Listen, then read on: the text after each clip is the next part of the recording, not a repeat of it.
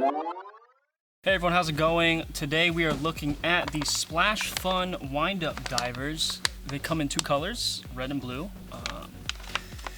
They wind up, they wiggle, they really swim. Here's the front of the package for the blue one if you want to take a look at it. Here's the back if you are curious. It's the same info that's on the front. Here's a look at the red one.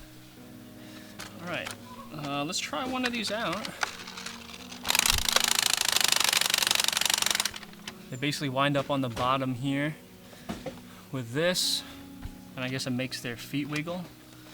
Same for both. Let's open the blue one since I'm wearing a blue shirt. Let's give that a try here.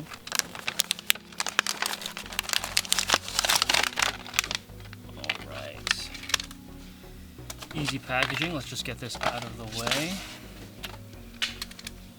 This is what it looks like out of the package.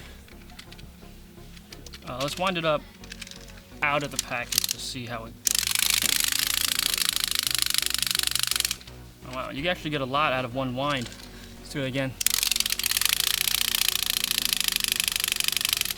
Dang, alright, let's get this in water and see how it works.